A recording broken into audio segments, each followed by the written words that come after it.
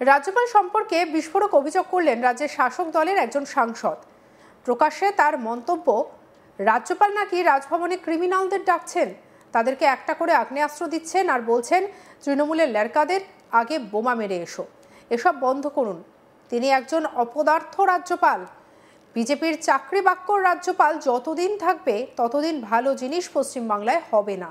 এই বিস্ফোরক অভিযোগ যিনি করেছেন তিনি শ্রীরামপুরের তৃণমূল সাংসদ কল্যাণ ব্যানার্জি। হুগলির চুঁচুড়ায় এই মন্তব্য করেন কল্যাণ। কি বলেছেন শুনব। রাজ্যপালকে আগে বলুন যে রাজ্যপালের ভবনে যেন বিজেপির সমস্ত যেন রাজভবনে না রাখে। ওই রাজভবনে বসে রাখছেন আর সবাইকে একটা করে বন্দুক দিচ্ছেন আর বোমা দিচ্ছেন তৃণমূলের লোকেদের। আপনি আগে সব বন্ধ করুন। আপনার মতো অপদার্থ রাজ্যপাল যতদিন থাকবে, বিজেপির চাকর বাকর রাজ্যপাল যতদিন থাকবে, ততদিন ভালো জিনিস পশ্চিমবাংলায় কখনো দেখতে পাবেন না। তৃণমূল সাংসদের এই মন্তব্যের প্রেক্ষিতে কড়া বিবৃতি জারি করেছে রাজভবন। রাজভবনের বিবৃতিতে বলা হয়েছে, রাজভবন রবিবার সকাল 5টা থেকে সাংসদ, সুশীল সমাজের সদস্য এবং 100 জনের বেশি সাংবাদিকদের জন্য খোলা আছে, যাতে তারা রাজভবন পরিদর্শন করতে পারেন এবং সাংসদের অভিযোগ অনুসারে কোনো অস্ত্র বা গোলাবারুদ মজুদ আছে কিনা তা যাচাই করতে পারেন।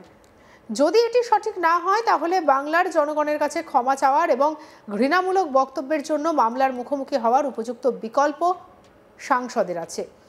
যেহেতু কলকাতা পুলিশ রাজভবনের পাহারা দিচ্ছে, তাৎক্ষণিকভাবে তদন্ত করা যেতে পারে যে তারা কিভাবে রাজভবনে অস্ত্র এবং গোলাবারুদ আনার অনুমতি দিয়েছে, যা রাজ্যপাল এবং রাজভবনের কর্মীদের জন্য হুমকি স্বরূপ। রাজভবনে অবৈধ অস্ত্র এবং গোলাবারুদের তদন্ত শেষ না হওয়া পর্যন্ত রাজ্যপালের নিরাপত্তা কর্মকর্তারা তাকে রাজভবন ছেড়ে নিরাপদ স্থানে যাওয়ার পরামর্শ দেন। রাজ্যপাল বলেন যে যাই হোক না কেন আমি রাজভবনেই থাকব। লোকসভার সদস্যদের গুরুতর অভিযোগের কারণে রাজভবন মাননীয় স্পিকারকে বিষয়টি তদন্ত করার জন্য অনুরোধ করবে। কি বলেছেন রাজ্যপাল শুনব। Explosive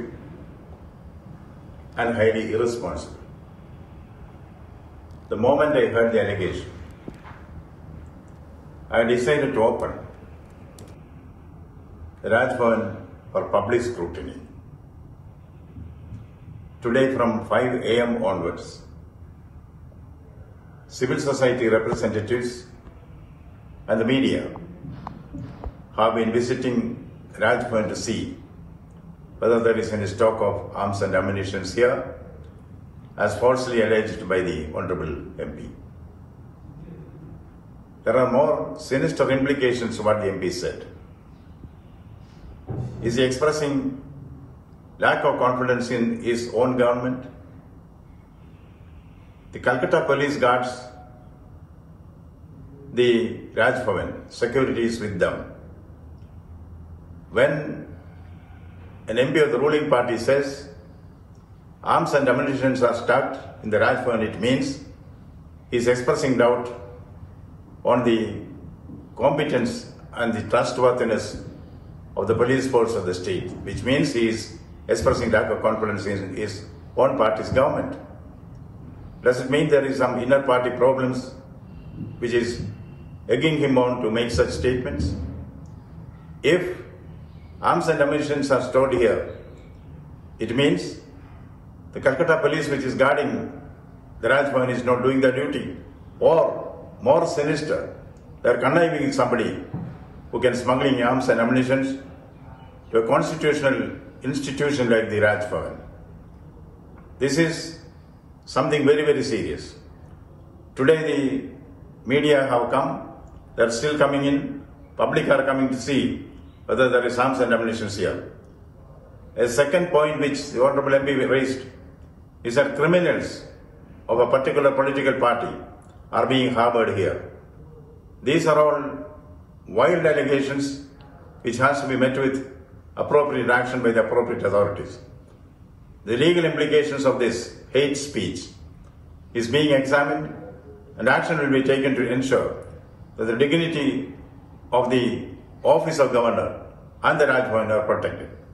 As Shakespeare said, I can describe Mr. Banerjee's statement by a Shakespearean words, tale told by an idiot, full of sound and fury, signifying nothing.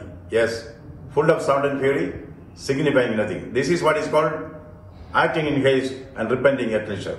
Yes, the MP has an option, an honorable option. He can really, if he realizes his mistake, now he has been exposed because the media coverage, which says that there is no arms and ammunition here. He has a decent option of apologizing to the people of Bengal. That is up to him to decide which option he is going to accept.